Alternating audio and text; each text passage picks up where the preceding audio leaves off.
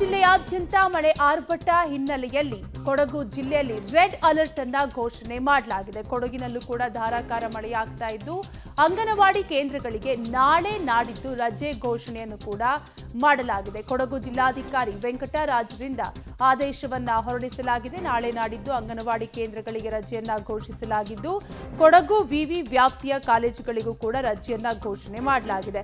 ಕೊಡಗು ಜಿಲ್ಲಾಡಳಿತದೊಂದಿಗೆ ಸಮಾಲೋಚಿಸಿ ರಜೆಯನ್ನ ನೀಡಲಾಗಿದ್ದು ಕೊಡಗು ವಿವಿ ಕುಲಪತಿ ರಜೆ ಘೋಷಿಸಿ ಆದೇಶವನ್ನ ಹೊರಡಿಸಿದ್ದಾರೆ. ಒಟ್ಟಾರೆಯಾಗಿ ನಾಳೆ ಕೂಡ ಕೊಡಗಿನಲ್ಲಿ ಧಾರಾಕಾರ ಮಳೆಯಾಗುವ ಸಾಧ್ಯತೆ ಇದ್ದು ರೆಡ್ ಅಲರ್ಟ್ ಅನ್ನ ಘೋಷಣೆ ಮಾಡಲಾಗಿದೆ ಈಗಾಗಲೇ ಕೊಡಗಿನಲ್ಲಿ. ಹೀಗಾಗಿ ಅಂಗನವಾಡಿ ಕೇಂದ್ರಗಳಿಗೆ 2 ದಿನ ರಜೆಯನ್ನ ಘೋಷಣೆ ಮಾಡಲಾಗಿದ್ದು ಕೊಡಗು ಜಿಲ್ಲಾಧಿಕಾರಿ ವೆಂಕಟರಾಜ್ ಆದೇಶವನ್ನ ಹೊರಡಿಸಿದ್ದಾರೆ. ಜೊತೆಗೆ ಕೊಡಗು ವಿವಿ ವ್ಯಾಪ್ತಿಯ ಕಾಲೇಜುಗಳಿಗೂ ಕೂಡ ರಜೆಯನ್ನ ಘೋಷಣೆ ಮಾಡಲಾಗಿದ್ದು ಕೊಡಗು ಜಿಲ್ಲಾಡಳಿತದೊಂದಿಗೆ ಸಮಾಲೋಚಿಸಿ ರಜೆಯನ್ನ ನೀಡಲಾಗಿದೆ. ಕೊಡಗು ವಿವಿ ಕುಲಪತಿ ರಜೆ ಘೋಷಿಸಿ ಆದೇಶವನ್ನ ಹೊರಡಿಸಿದ್ದಾರೆ.